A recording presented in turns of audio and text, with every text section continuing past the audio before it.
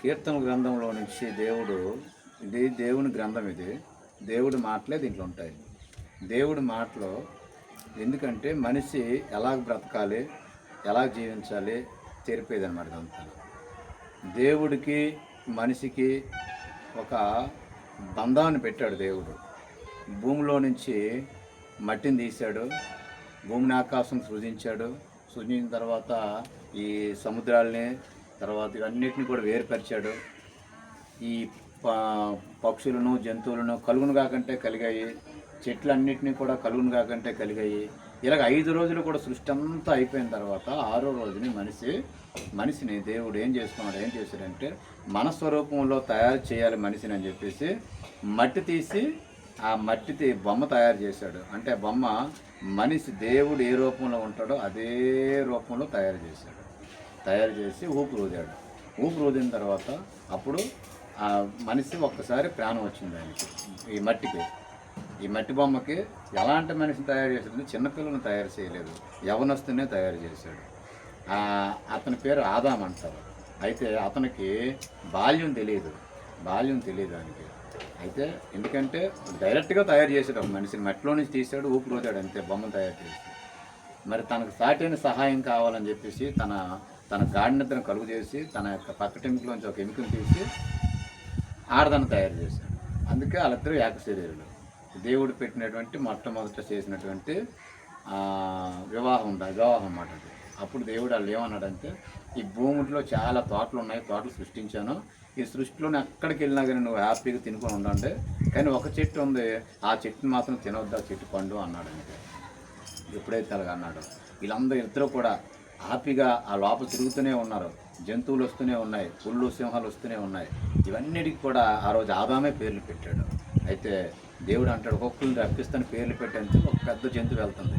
ఏనుగు అన్నాడు, అది ఏనుగు అయిపోయింది. చేయం అన్నాడు, చేయం అయిపోయింది. అలాగా 84 లక్షలు ఈ జీవరాశులు ఉన్నాయి భూమి మీద. 84 లక్షలు ఉన్నాయి జీవరాశులు. పేర్లు ప్రతిదానికి కూడా ఆదామే ఆ రోజు పేరు పెట్టాడు. పేరు పెట్టిన తర్వాత ఇలా దేవుడు పంపిస్తుంటే పేరు పెట్టి ఆదాం అన్నట్టు పేరు పెడుతూనే వెళ్ళిపోయినాయి. మొట్టమొదటి మనిషి ఆదాము. వీళ్ళిద్దరూ కూడా దేవుడిని ఆరాధించుకొని తోటలో తిరగడమే. దేవుడు ఏమన్నాడంటే, మీరు ఫలించండి, భూమిని నిండించండి, ఇదంతా కూడా హ్యాపీగా తిరగండి, కానీ ఒక దగ్గర ఉన్నటువంటి పండు తినొద్దు అన్నాడు. ఆ చెట్టుకెళ్ళిన పండు తినొద్దు అంటే అప్పటికి పరలోకంలో నుంచి ఒక దేవదూత భూమి మీద పడిపోతే ఆ దేవదూత సాతానుగా మారి దేవునికి విరోధంగా వచ్చి ఈ యొక్క భూమి మీద అనేకమైనటువంటి దేవదూతలుగా మార్పు చెందింది. అది ఏం చేసిందంటే, ఒక పాము రూపంలో వెళ్ళి ఆదాము దగ్గరికి వెళ్ళి చెప్తుంది, ఆదామ, అవ్వ, మీకు ఆ దేవుడు ఎందుకు వద్దన్నాడు తెలుసా పండు, మీరు దేవతలు అయిపోతారు, మాలాగా అయిపోతారు, కానీ తినండి, మీకు తెలివితేటలు వస్తాయి అని అన్నాడు. ఏదో మభ్యపెట్టి మాట్లాడినప్పుడు ఆదాము అవ్వలో వాళ్ళిద్దరూ కలిపి అవ్వ మొత్తగా ఆ పండు ఇస్తే ఆ పండు తినేసి ఆ ఆదాముకి ఇచ్చింది. ఎప్పుడైతే దేవుడు వద్దన్న పని చేశారో దేవుడి నుంచి దూరం అయిపోయారు. దేవుడు అంతవరకు కూడా వాళ్ళు ఎంతో ప్రేమించి నేను తయారు చేసినటువంటి సృష్టిని, నేను తయారు చేసిన మనిషిని ఆ మనుషుడితో స్నేహం చేద్దామని చెప్పేసి దేవుడు ప్లాన్ చేశాడు. దేవుడు ఎప్పుడైతే చెప్పిన మాట జవదాటారో పాపం ఎంటర్ అయిపోయింది మనిషికి. పాపం ఎంటర్ అయిపోయిన తర్వాత ఆ పాపం అలా పెరుగుతూనే ఉంది. ఇంకా అప్పుడు ఈ ఆదాము అవ్వను దేవుడు శపించాడు, మీరు ఈ తోటలో ఉండొద్దు, ఇది ఏదైనా తోట, ఈ తోటలో ఉండొద్దు, బయటికి వెళ్ళి వ్యవసాయం చేసుకుని బతకమన్నాడు. మొట్టమొదటి మనిషి అదనమాట. తయారు చేసి వాళ్ళు అప్పుడు ఏమన్నాడంటే, ఈ పాము కదా, పాము రూపంలో సాతాను వచ్చి చెప్పినప్పుడు సాతానుతో పాముతో అంటాడు దేవుడు, నువ్వు మಣ್ಣు తిని బతుకుతావు, నీ కాళ్ళు ఉండవు ఇక్కడి నుంచి, అంతకుముందు వరకు కాళ్ళు ఉండేవి అంట దానికి, నీ కాళ్ళు ఉండవు, కడుపుతో బాకరాలే, నువ్వు మనుష్య కుమారులు తాలూక మడి మీద నువ్వు కరుస్తావు, వాళ్ళు నీ తల మీద కొడతారు. అది దాని శాపం. అది మనం పావుని తల మీద కొడతాం, తల మీద కొట్టి చంపుతాం, అది మన కాలు మీద పొడుస్తుంది. అది దానికి దేవుడు పెట్టినటువంటి శాపం దానికి.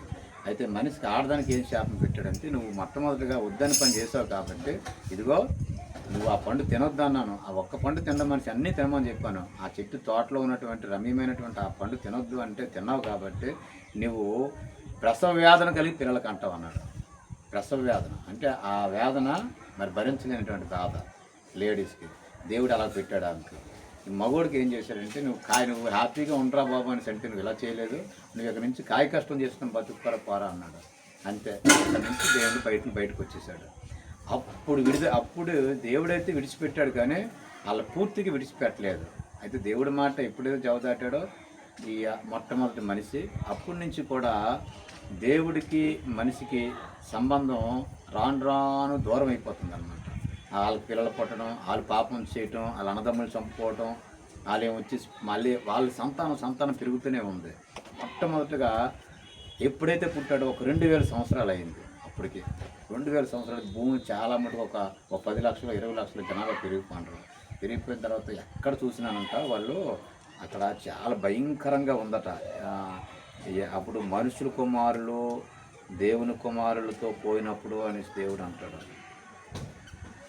ఎంత భయంకరంగా అక్కడ దేవుడు ఒకసారి ప్రపంచం నాశనం చేసాడు. ఆయన వాటర్తోనే నీళ్ళతో చంపేశాడు మొత్తం. నరులు భూమి మీద విస్తరింపని ఆరంభించిన తరువాత కుమార్తెలు వారికి పుట్టినప్పుడు దేవుని కుమారులు నరుని కుమార్తెలు చక్కని వారిని చూసి వారందరిలో తమకు మనస్సు వచ్చిన స్త్రీలను వివాహం చేసుకున్నారు. అయితే దేవుడు అనుకున్నాడు అప్పుడు, అరే నేనేం చెప్పాను వీళ్ళకి, నా మాట వినటం లేదు, వీళ్ళంతా కూడా ఇలా నచ్చినట్టు ఒక వావి వరుస లేకుండా తిరుగుతాండ్రు, అక్రమాలు పెరిగిపోతాయి, వ్యభిచారం పెరిగిపోయింది, విగ్రహారం పెరిగిపోయింది, మనుషులు చంపుకుంటాండ్రు, ఇలాంటి వాళ్ళు ఎందుకు నేను సృష్టించాను అని దేవుడు బాధపడుతూ అంటున్నాడు. యెహోవా నా ఆత్మ నరులతో ఎల్లప్పుడూ వాదించదు, వారు తమ అక్రమ విషయంలో నరమాత్రులై ఉన్నారు అన్నాడు. అందుకే దేవుడు తాను భూమి మీద నరులను చేసినందుకు దేవుడు సంతాపము నుండి తన హృదయంలో నొచ్చుకున్నాడంట. దేవుడు బాధపడ్డాడట. ఒకసారి చూడు, మనమైనా ఎవరైనా పిల్లలు సరిగ్గా వినకపోతే ఏం చేస్తాం, నా కడుపును చెడపుట్టవరా అని చెప్తాం మనం. ఏట్రా బాబు ఎలాంటి వాడు, ఎక్కడ చూసినా నీ మీద కంప్లైంట్లు వస్తాను, ఈ మీద కంప్లైంట్లు వస్తాను, ఎన్ని కంప్లైంట్లు ఏంటి నీ మీద, ఇంకా నువ్వు మార్పు చెందవు, తాగుతావు, తిరుగుతావు, ఏదేదో చేస్తావు, దొంగతనాలు చేస్తావు, నువ్వు నా కడుపును చెడపుట్టవరా అని అంటాం మనం ఒక్కసారి. అంటే పెద్దలుగా పిల్లల్ని అంటూ ఉంటారు, ఎందుకంటే ఆడు చేసిన క్రియలు బాగులేనప్పుడు దేవుడు కూడా మరి ఆయన సొంతంగా తయారు చేసి ఆయన ఊపిరి ఊదాడు ఆయనకి, ఆదాం మనుషులకి. అక్కడి నుంచి వచ్చిన వాళ్ళే ప్రపంచం అంతా. అయితే ఇన్ని లక్షల మంది అయిపోయిన తర్వాత ప్రపంచం అంతా కూడా అక్రమంతో నిండిపోతుందట అంతా. అక్రమం అంటే ఎక్కడ కూడా ఇంకా మంచి లేదు, ఎక్కడ కూడా మంచి లేదు. ఈ మంచి లేనప్పుడు దేవుడు అనుకుంటున్నాడు, ఇదిగో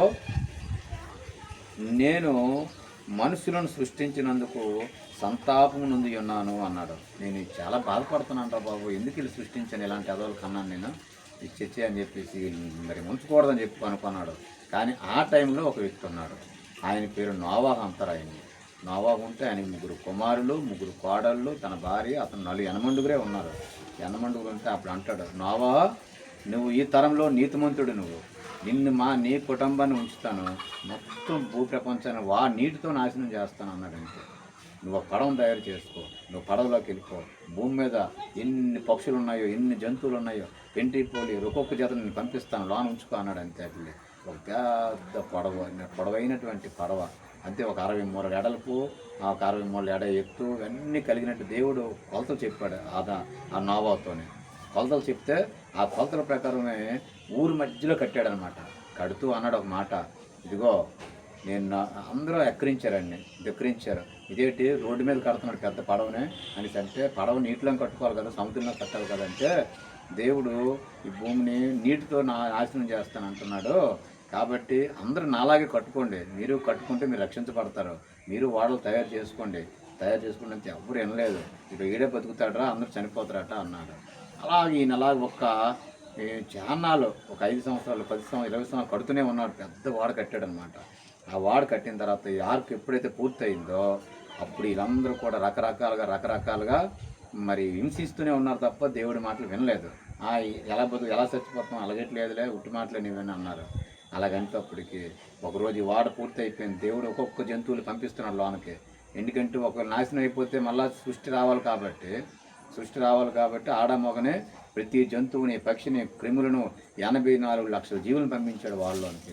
ఈ కుటుంబం వెళ్ళిపోయిన తర్వాత భూమి ఆకాశాన్ని ఎప్పుడైతే ఇవన్నీ లోనికి వెళ్ళిపోయాయో ఆకాశం నుంచి వర్షం కురవడం మొదలెట్టింది. వర్షం పడుతుంది. ఒకరోజు 2 రోజులు అగాధ జలాలు తూములు ఎప్పడ్డాయంట.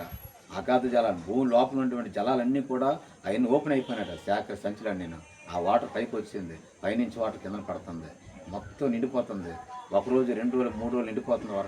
వర్షం నిండిపోతుంది, పడవలాగా ఇక తేలిపోతుంటే అప్పుడు అందరూ అంటారు, నోవాహో ఇదిగో మేము మాకు తలుపులు తీయ్యా, మేము వస్తాం లోనికి అనేసి. అంటే మీకు ఇన్ని సంవత్సరాలు మీకు దేవుడి మాటలు చెప్పాను, మీరు రక్షణ పొందుకోలేదు. నేనేం చేస్తాను, కట్టుకోమని చెప్పాను కదా, మీరు మాటలు నమ్మలేదు, నేను ఏం చేస్తాం అన్నాడు. 40 రోజులు వర్షం కురిసింది, వారం రోజులకే నిండిపోయింది.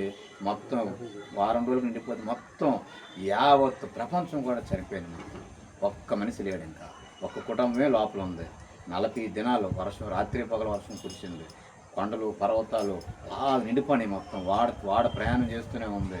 40 రోజులు అయిన తర్వాత ఆగిన తర్వాత మరికొద్ది రోజులు అయిన తర్వాత మళ్ళీ ఆ వాడ తిరుగుతూ ఒక కొండ మీదకి వెళ్ళిపోయింది. అరారతో పనిసి ఒక పర్వతాలు ఉన్నాయి ఇప్పటికీ, అరారతి పర్వతాలు. ఆ పర్వతాల మీద ఆగిపోయింది. ఆ రోజు ఆగిపోతే దానికి తగులుకుంది, ఆగిపోయింది, నీరు ఆగిపోతుంది. అలాగా తర్వాత నీరు తగ్గిన తర్వాత అలా కిందకు వచ్చారు, భూమి మీదకి మళ్ళీ వచ్చారు. వచ్చిన తర్వాత ఈ ఒక్కొక్క జంతువులు విడిచిపెట్టేశారు. నీరు పూర్తిగా ఆరిపోయిన తర్వాత మరి ఏమి లేదు, కాకులు గద్దలు అన్నీ బయటకు వచ్చాయి. ఇవన్నీ బయటకు వచ్చిన తర్వాత ఇట్లన్నీ మీరు బతకండి అని చెప్పి వదిలేశాడు. అవన్నీ కూడా మళ్ళీ సంతానం వృద్ధి చేసుకునేవన్నీ.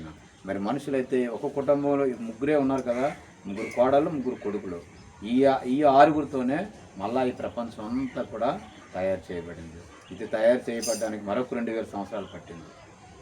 మళ్ళీ ఏం చేశారు, మళ్ళా అక్రమం విస్తరించిపోతుంది. ఎక్కడ చూసిన యుద్ధాలు, ఎక్కడ చూసిన అక్రమాలు, ఎక్కడ చూసిన మోసం, మనిషిని కొట్టేటువంటి మోసం, మనిషిని పాడు చేసేటువంటి ఆలోచనలే. మనిషిని ఎక్కడ కూడా ప్రేమించడం ఎక్కడ కనిపించలేదు. అందరూ కూడా ఈ అక్రమం చేయడం చేతనే మరి ఎవరు కూడా దేవుని రాజ్యానికి వెళ్ళకపోతారు. దేవుని రాజ్యానికి వెళ్ళకపోతారే అప్పుడు మళ్ళీ దేవుడు, అరే నేను నీటితో నాశనం చేశాను ఆ రోజు, ఈసారి నేను నాశనం చేయను, వీళ్ళందరినీ రక్షించబడాలా అంటే ఎలాగని ఆలోచన చేసి అప్పుడు యేసు ప్రభువుని భూమి మీదకి ఒక మనిషి రూపంలో తల్లి గర్భంలో శిశువుగా తల్లి గర్భంలో పుట్టించాడు. ఆయన పుట్టించి మరియం గర్భాన్ని పుడితే 2000 సంవత్సరాల క్రితం ఆయన పెరిగి 33 సంవత్సరాలు అయిన తర్వాత పరిచర్యకు వచ్చాడు. అది ఎక్కడ జరిగింది, ఇశ్రాయేల్ దేశంలో జరిగింది. ఇశ్రాయేల్ దేశంలో జరిగినటువంటి అది ఆ చరిత్ర ఆయన తిరిగి ఈ యావత్తు ప్రపంచానికి కూడా ఎలాగా అంటే మనకు కొన్ని వేదాలు ఉంటాయన్నమాట. వేదాల్లోనే అంటే ఈ కొంతమంది ఋషులు అప్పటికే కొన్ని వేదాలు రాస్తాండ్రు, ఎన్నో వేదాలు రాస్తాండ్రు. ఏంటంటే ఒక మహాయజ్ఞ పురుషుడు రావాలని నాయన, ఏటి ఇంత అక్రమం నిండిపోయింది, ఈ ప్రపంచం ఏమైపోద్ది అని ఎంతోమంది యజ్ఞులు ఋషులు మహానుభావులు అందరూ కొన్ని కావ్యాలు రాసి వేదాలు రాస్తూనే ఉన్నారు. ఆ వేదాల్లో అంటాడనమాట, సర్వపాప పరిహారం రక్త ప్రోక్షణం అవశ్యం తద్రక్తం పరమాత్మేన పుణ్యదాన పరియాగం అనే వేదాల్లో రాయపడింది. అంటే పరమాత్ముడే రావాలట, పరమాత్మతో రక్తం చిందించబడాలి నాయన అని మహా ఋషులు మహానుభావులు అందరూ కూడా ఆ రాస్తూ ఉంటే ఇవన్నీ కూడా నెరవేరుతున్నాయి. ఎప్పుడు ఎవరు వస్తారని ఎదురు చూస్తారట, ఎవరు రాలేదు. అప్పుడు యేసు ప్రభు వారు దేవుడి భూమి మీదకి మానవ రూపంగా పంపించినప్పుడు ఆయన 33.5 సంవత్సరాల భూమి మీద బ్రతికి 30 సంవత్సరాల తర్వాత 3.5 సంవత్సరాలు పరిచర్య చేశాడు. పరిచర్య చేసిన తర్వాత దేవుని రాజ్యాన్ని ప్రకటించాడు అందరికీ. ఎక్కడికి అందరూ కూడా మారు మనసు పొందండి అని దేవుని రాజ్యమే చెప్తున్నాడు. నరకం ఉంది, నరకంలోకి వెళ్ళిపోతున్నారు, నిత్యాగ్ని ఉంది, అక్కడ అగ్ని ఆరదు, పురుగు సావదు. నువ్వు చనిపోతే ఈరోజు మనిషి చనిపోతే ఎక్కడితోనే అయిపోయింది కాదు, ఇది యుగయుగాలు కాలుతావు. చాలా భయంకరమైన విషయం ఉందని యేసు ప్రభు బోధలు చేస్తున్నాడు అన్నమాట. బోధలు చేస్తూ అనేక మంది రోగులను బాగు చేస్తూ, అనేక మంది కుంటోళ్ళ కాళ్ళు, గుడ్డోళ్ళ కళ్ళు, కుష్టి మీద క్యాన్సర్ గలవాళ్ళకి అందరినీ బాగు చేసుకుంటూ దేవుని వాక్యాన్ని ప్రకటిస్తూనే ఉన్నాడు. ఇలాగ ప్రకటించే క్రమంలో అనేక మంది ఆయన చూసి అసూయపడిన తర్వాత ఏంట్రా ఇన్ని పక్షాన్ని జనాలను వెళ్ళిపోతాను, ఈయన్నే చంపిస్తే సరిపోతుంది కదా అనుకోండి. ఎలా చంపాలని అనుకుని అప్పుడు ఆయన్నే ఆ రోజుల్లో పనిష్మెంట్ ఏంటంటే సిలువ మీద వేయడం, ఉరిశిక్ష. అది సిలువ మీద చంపడం అంటే భూమి మీద చంపితే భూమి అపవిత్రం అయిపోద్దని, ఆకాశంలోకి ఇస్తే ఆకాశం అపవిత్రం అయిపోద్దని చెప్పేసి ఆ రోజు ఉన్నటువంటి పండితులు, ఆ రోజు ఉన్నటువంటి శాస్త్రవేత్తలు, ఆ రోజు ఉన్నటువంటి యాజకులు, ఆ రోజు ఉన్నటువంటి పెద్దలందరూ నిర్ణయించి భూమికి ఆకాశానికి మధ్యలో ఏలబడాలి ఈ వ్యక్తిని. అలా చంపండి, ఇలా చంపొద్దు అన్నాడు.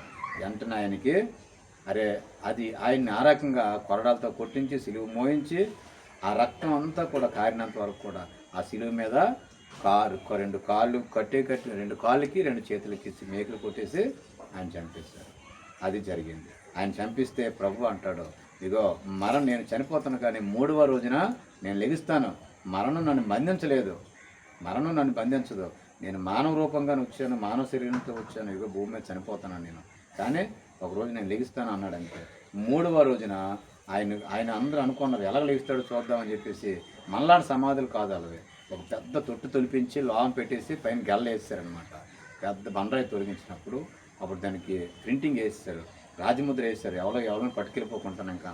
అయితే ఆ 3వ రోజున అది ఆయనే ఆ సంఖ్యలు విడిపించుకొని సజీవంగా బయటకు వచ్చి 40 రోజులు మళ్ళా కనిపించి ఈ రాజ్య సువార్త ఇదిగో నన్ను వెంబడించేవాడు ఒక వ్యక్తి అడుగుతాడనమాట. ఆ మాట నీకు చెప్తాను. యోహాను రాసిన సువార్తలో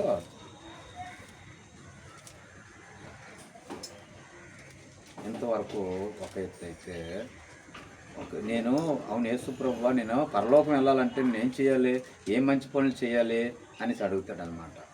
ఏ మంచి పనులు చేయాలంటే ఆయన అంటాడు, ఇదిగో నీ తల్లిదండ్రులను సన్మానించు, నీ పొరుగువాడికి సాయం చేయు, మరి తర్వాత దేవుని మందిరానికి కరెక్ట్గా రా నువ్వు అనేసి అడుగుతూ మరి దేవుని ఆత్మతో సత్యంతో ఆరాధించు అనేసి అడుగుతాడు. బోధకుడా నీవు దేవుని యొద్ద నుండి వచ్చిన బోధకుడు అని మేము ఎరుగుదము, దేవుడు అతనికి తోడై ఉంటేనే కానీ నీవు చేయుచున్న క్రియలను ఎవడనో చేయలేడని చెప్పాడు. ఈయనకు అధికారి అట, నికోదేమైనటువంటి ఒక అధికారి, ఈయన ఆఫీసర్కి ఆలోచన వచ్చింది, అరే ఏంటి అసలు యేసుప్రభు ఇన్ని మాటలు చెప్తున్నారు, యేసుప్రభు కోసం ఎంతగా ప్రకటిస్తున్నారు, ఇన్ని హింసలైనా ప్రకటిస్తున్నారు, కారణం ఏంటి అసలు అనేసి ఆలోచించినప్పుడు ఆ నికోదేము అడుగుతున్నాడు, అయ్యా అప్పుడు మరి నేను దేవుని రాజ్యానికి ఎలాగెళ్ళాలా అంటే అప్పుడు దేవుడు అంటాడు, నీవు కొత్తగా జన్మిస్తేనే కానీ దేవుని రాజ్యంలో నువ్వు చూడలేవు అన్నాడంతే. మరి నికోదేము అంటాడు, ఆయన వ్యక్తి అంటాడన్నమాట, మీరు ఎలాగెళ్తారు, ముసలివాడిని అయిపోయాను కదా నేను, మళ్ళీ నేను ఎలాగ జన్మించగలను, మళ్ళీ నేను తల్లి గర్భంలో ఎలాగ నేను వెళ్ళగలను, నాకు అది సాధ్యమవుతుంది అంటే నువ్వు తల్లి గర్భంలో వెళ్ళే పని లేదు అబ్బాయి, నీటి మూలంగా కానీ ఆత్మ మూలంగా కానీ జన్మిస్తేనే దేవుని రాజ్యంలో చేరుతావు అన్నాడు. దేవుని రాజ్యంలో చేరాలంటే ఒకడు నీటి మూలంగానే ఆత్మ మూలంగానే జన్మించాలంట. ఆ రకంగా జన్మించినప్పుడు అంటే నీటిలో బాప్తిసం ఇస్తారు. బాప్తిసం అంటే ప్రతి పాపాన్ని ఒప్పుకోవాలి. ఇక నుంచి నేను ఎన్నడూ కూడా ప్రభా మరి పాపం నేను చేయను, ఈ పాపం జోలికి వెళ్ళను, నేను ఎవరికి ఏమి చేయను ప్రభా, నేను బ్రతికినందుకల్లా నీ కోసం ఉంటాను, నేను ఒకవేళ నాకు సమయం అయిపోతే నా స్టాప్ వస్తే నువ్వు పిలుచుకుంటే. అందుకే దేవుడు మనుషుల్లో నుంచి ఒక్కొక్కరు వేరు చేస్తాడు, ముందు వేరు చేస్తాడని ప్రత్యేకపరుస్తాడు. ప్రత్యేకపరచడం అంటే అంతవరకు సమాజంలోనే ఉంటాం, సమాజంలో ఉన్నటువంటి మనల్ని ఒక్కొక్కరిని ఒక క్రియ ద్వారా, కార్యం ద్వారా, వాక్యం ద్వారా, మాట ద్వారా, దర్శనం ద్వారా పిలిచి ఒక్కొక్కరికి వాక్యాన్ని బోధించి బయటకు పిలిపించి అప్పుడు తన రాజ్యాన్ని సిద్ధపరుచుకుంటాడు. అంటే పాపుల లోకంలో నుంచి పరిశుద్ధ లోకంలోనికి ఆయన మనల్ని నడిపిస్తున్నాడు. ఇప్పుడు ఆ రీతిగా ఆయన అడుగుతున్నాడు అన్నమాట, ఇదిగో నేను కొత్తగా నేను జన్మించాలంటే ఎలా జన్మించాలంటే అలాగేటి నువ్వు తల్లి గర్భంలోకి వెళ్ళే పని లేదురా అబ్బాయి, మరి నీటి మూలంగా కానీ ఆత్మ మూలంగా కానీ నువ్వు జన్మిస్తేనే దేవుని రాజ్యంలో ప్రవేశిస్తావు, లేకపోతే నీకు ప్రవేశం లేదు అన్నాడంతే. నీకు ప్రవేశం లేదు. దేవుని రాజ్యానికి వెళ్ళాలంటే అది సామాన్యమైన పని కాదు, అది దేవుడు ఇష్టపడాలి మనల్ని. ఈరోజు దేవుని వాక్యాన్ని మనం వింటున్నాము అంటే కారణం ఆయన ఇష్టపడ్డాడు, మనల్ని పిలుచుకున్నాడు కాబట్టి ఇంకా మనకి అన్నట్టు కూడా ఆ పని లేదు. ఒక వ్యక్తి ఒక 38 సంవత్సరాల నుంచి బాధపడుతున్నాడు. ఒక వ్యక్తి ఆయన 38 సంవత్సరాల నుంచి వ్యాధితో ఉన్నాడు. ఎవడు ఆయన అంటున్నాడు, ఇగో అయ్యా నీళ్లు కదిలింపబడినప్పుడు నన్ను కోనేటిలో దించడం నాకు ఎవడూ లేడయ్యా, నేను ఒక్కనేనయ్యా, 38 సంవత్సరాల నుంచి ఏటి శ్రమ, ఏటి బాధ, నువ్వేనా నన్ను రక్షించవా, నువ్వేనా నన్ను చూడవా అనేసి యేసుప్రభు వారిని కనికరించమని ఆయన ప్రాధేయపడుతుండన్నమాట. అయితే ప్రాధేయపడుతుంటే ఆయన అనుకున్నాడు, ఇదిగో నేను చేస్తానని నువ్వు నమ్ముచున్నావా అన్నాడు. అంతే. ఏంటి నువ్వు కోరుచున్నావు అంతే, నువ్వు బాగవ్వాలనుకుంటున్నావా, నీకు ఆరోగ్యం కావాలని కోరుకుంటున్నావా, మరి నీకు స్థితిలోంచి బయటకు రావాలనుకుంటున్నావా, నువ్వు రావాలంటే మొట్టమొదటిగా నువ్వు విశ్వసించు, నమ్మితే చాలు దేవుని కార్యం చేస్తావన్నాడు. అయ్యా నేను చూస్తాను, నాకు స్వస్థపడాలని ఉంది అనేసి అనేటప్పుడు ఆయన అంటున్నాడు, ఇదిగో నీ పరుపెత్తుకుని వెళ్ళిపో అనగానే వాడి వెంటనే పరుపెత్తుకుని వెళ్ళిపోయాడు. ఆయన మాటలోనే పవరు. మనం అనుకుంటాం మందులు వేసుకుంటే తగ్గుతుంది, లేకపోతే మందుల వల్లే. మందులు సృష్టించింది ఆయన, మందులు కనిపెట్టడానికి కావాల్సిన జ్ఞానం ఇచ్చింది ఆయన మనుషులకి, శాస్త్రవేత్తలు తయారు చేసింది ఆయన, శాస్త్రవేత్తలకి డాక్టర్లకి జ్ఞానం ఇచ్చింది దేవుడు. ఎందుకంటే కొంతమంది మందుల ద్వారా, కొంతమంది క్రియల ద్వారా మనుషులకి బాగు చేయాలని దేవుడు ఆలోచన. అయితే ఇలా జరుగుతుంది. ఆయన అంటున్నాడు ఒకరోజు, ఇదిగో మరి ఒకరోజు నువ్వు ఎప్పుడు కూడా నువ్వు బాగుపడ్డావు, నువ్వు మరీ ఎక్కువ కీడు నీకు కలగకుండానట్లు ఇక నువ్వు పాపం చేయకనడానికి. ఒకసారి నువ్వు బాగుపడిన తర్వాత, ఒక్కసారి వ్యక్తి బాగుపడిన తర్వాత నువ్వు బాగుపడ్డావు కదరా అబ్బాయి, నువ్వు ఇంకా నీకు కీడు మరి నువ్వు చేయొద్దు, ఇక నువ్వు పాపం చేయొద్దు. నువ్వు పాపం చేస్తే దీనికి డబలంతల కీడు వస్తుంది నీ మీదకి. ఎట్టి పరిస్థితుల్లో కూడా నీకు కీడే పాపమే చేయొద్దు. నువ్వు ఇంకా నీకు లోకం దేన్ని ఆశించే పని నీకు లేదు. ఇదిగో నన్ను వెంబడించు అనేసి అంటే ఆయన స్వస్థపరిచిన వాడు యేసు ప్రభు అని గుర్తిరిగి అక్కడి నుంచి ఆయనకి ప్రకటించడం మొదలుపెట్టాడు. ఇంకా అక్కడి నుంచి పక్షవాయు గలవాడు లేచాడు. ఒక వ్యక్తి 12 సంవత్సరాల నుంచి రక్తస్రావం వస్తుందంట, బ్లీడింగ్ అయిపోతుంది. అనంటుంది ఎన్నో కార్యక్రమాలు తిరిగింది, ఎంత దగ్గరకు వెళ్ళింది, తన డబ్బంతా వేయింపరిచింది. ఇంకా బంధువులు, స్నేహితులు అందరూ విడిచిపెట్టారు. ఇంకా డబ్బు అయిపోయింది, డబ్బు అయిపోతే ఇంకెవడు వస్తాడు? ఆయనలో ఆవిడ చూస్తే బాగోలేదు పరిస్థితులు. అయితే దేవుడు అన్నాడు, ఆమె ఒక ఆలోచన పడింది, అవునండి ఇంతమందితో తిరుగుతున్నాను, ఎక్కడ నాకు తగ్గలేదు, ఇదిగో యేసు ప్రభు దగ్గరికి వస్తే నాకు బాగుపడుతుందేమో అని చెప్పి ఒక ఆలోచన కలిగింది. అందుకే ఎప్పుడైతే ఆలోచన వచ్చిందో ఒకసారి యేసు ప్రభు వారు వెళ్తూ ఉంటే ఆయన వస్త్రపు సింగిని ముట్టగానే ఆ యొక్క బ్లీడింగ్ స్టాప్ అయిపోయింది. ఆగినప్పుడు ఆయన అంటున్నాడు, ఎవరో నన్ను ముట్టుకోనరంటే, ఎంతమంది వస్తున్నారో ఎవరు ముట్టుకోనరంటే, లేదు ఒక వ్యక్తి వచ్చి ఎవరు ముట్టుకోనంటే ఆవిడ అడుగుతుంది, అయ్యా నేనేనయ్యా ముట్టుకున్నాను, నేనే పట్టుకున్నాను అనేసి అంటే, నీ విశ్వాసమే నేను స్వస్థపరిచింది. ఇంటికి వెళ్ళిపో మాట్లాడదాం. నీ విశ్వాసమే స్వస్థపరిచింది నిన్ను. నీ సమస్య నుంచి మరి నీకు అన్నడూ కూడా సమస్య రాదు. నీవు స్వస్థపరచబడతావు కాబట్టి ఇక దేవుని రాజ్యాన్ని ప్రకటించు అన్నాడంటే, దేవుని రాజ్యాన్ని ప్రకటించు అన్నాడు. ఇంకేమీ అనలేదు. ఎప్పుడు ఆమె అయితే తన జీవితకాలం అంతా కూడా పాడు చేసుకుంది, తన జీవితం అంతా కూడా పాడైపోయింది. పాపం ఎందుకు పాడైపోయిందంటే తన జీవితంలో ఎక్కడ కూడా డబ్బు పోయింది, మనుషులు పోయారు, ఆస్తులు పోయినా ఏమీ లేదు, ఆరోగ్యం పోయింది. 12 సంవత్సరాల నుంచి బ్లీడింగ్ అయిపోతుంటే అటువంటి భయంకరమైనటువంటి క్యాన్సర్ని బాగు చేసుకున్నాడు ఆయన. అంతే. కారణం ఏంటంటే ఒక చిన్న విశ్వాసమే. ₹1 పెట్టుబడి పెట్టలేదు, రూపాయి ఔషధం వేయలేదు, కానీ అనవసరంగా వేసినంతకాలం వేసింది, కానీ విశ్వాసంతో వచ్చినంతనే ఆమెకు స్వస్థత వచ్చింది.